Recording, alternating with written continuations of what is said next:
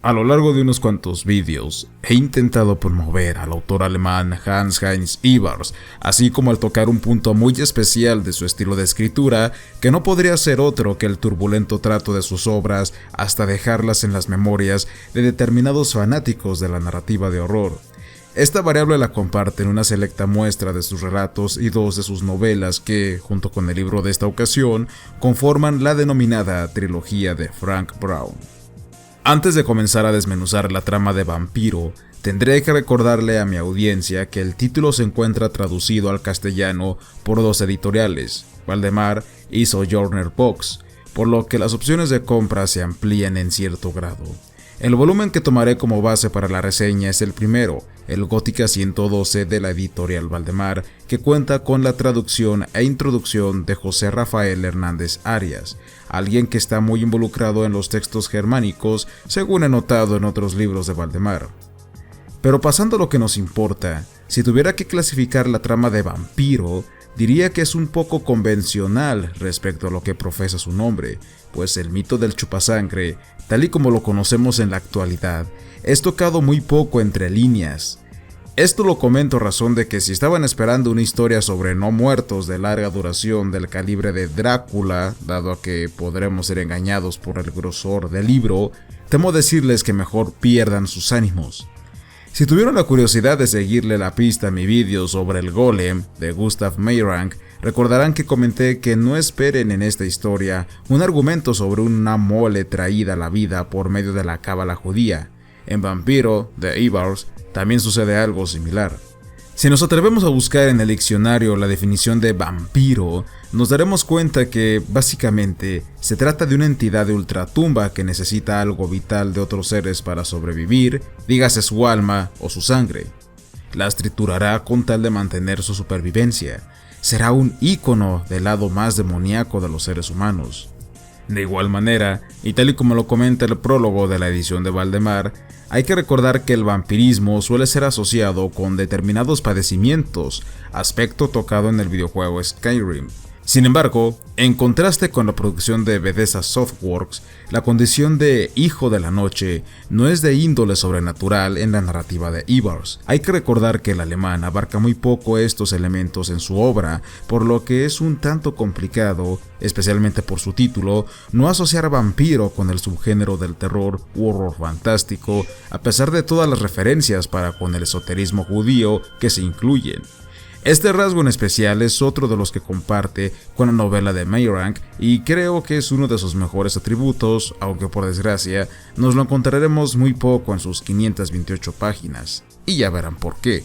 Entonces, si no hay cadáveres poseídos por el diablo en esta historia, ¿qué nos espera?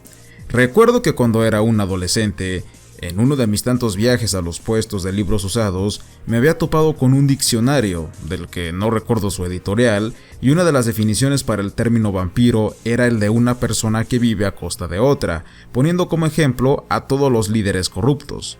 Bajo una comparativa más consciente, he de declarar que si Ewers ya retrataba en su obra la sociedad de su tiempo, en Vampiro todo eso es llevado hasta un nuevo nivel, convirtiéndola así en su publicación más política. Entonces, el alemán ya no nos dice únicamente que somos seres religiosos por naturaleza, como sucede en El aprendiz de brujo, o unos adeptos al conocimiento como en Mandrágora. Nos deja por enterado que el discurso mediático ahora se entrelaza con los intereses de las naciones del planeta, sin hacernos olvidar de que el fin justifica los medios. A todo lo anterior habrá que sumarle el hecho de que el argumento se desarrolla durante uno de los conflictos más truculentos de las últimas décadas, o casi del último siglo, la Primera Guerra Mundial, en donde la tierra del chocolate y la cerveza, en lugar de ser visto como en la actualidad, podíamos ver que sus pobladores eran tratados mal en el resto del mundo, pintándolos como la peor escoria de Europa a la que debían patear como viles perros. Entonces, claro, llega Ewers con tal de querer aumentar el honor patriótico entre sus paisanos dispersos por el mundo, y ello le cuesta una persecución sin precedentes que, de una u otra forma, nos vendremos enterando a lo largo de toda esta historia. ¿Necesitan un ejemplo de represión casi a punta de pistola? requieren algo que incluso en estos días pueda causar polémica, sobre todo en su país de origen, entonces creo que Vampiro es para ustedes, dado a que el viaje de esta encuadernación bien podría compararse con el legendario Codex Gigas, según todas las introducciones que ha incluido Valdemar. Por ende, la trama del último tomo de la trilogía de Frank Brown va más o menos así. Ignoro si antes o después de los sucesos de Mandrágora, quiero pensar que es después, el Dr. Brown se encuentra atrapado en una embarcación en medio del océano a razón de que, como se ha estado suscitando la Primera Guerra Mundial, los alemanes son llevados a campos de concentración con tal de pulverizar su dignidad humana.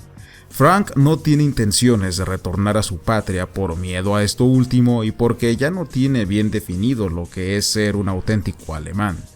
Para su mala suerte, entre los tripulantes se ha desatado una extraña enfermedad por culpa de un extranjero que viajaba entre ellos.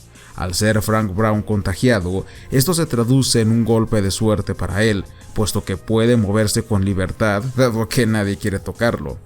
Es así como llega hasta los Estados Unidos, en donde se encuentra con Lot, ya su nombre es simbólico de por sí, una vieja amante que conoceremos en los párrafos finales de El aprendiz de brujo.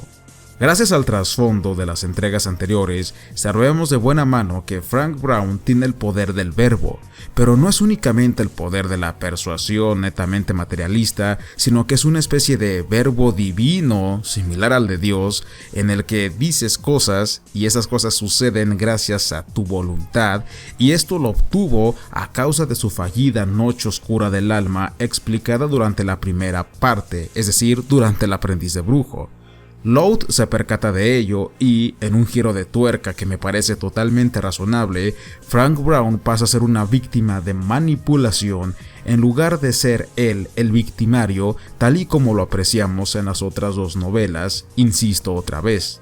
Me parece curiosa esta decrepitud del personaje, pues en lugar de ser Brown el que hace sufrir a quienes lo rodean por medio de su voluntad sin sufrir daños tan contrastables, ahora él mismo se mira envuelto por las consecuencias de sus propios actos, eliminando todo parentesco con el memorable Fausto.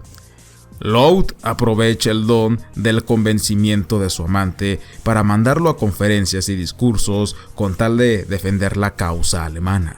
Lo pone totalmente en peligro a causa de una relación amor-odio, sin olvidar que los efectos de la enfermedad que atormentan a Brown siguen ahí, bajo la forma de una orgía de sangre que lo hace perder todo rasgo de ser pensante.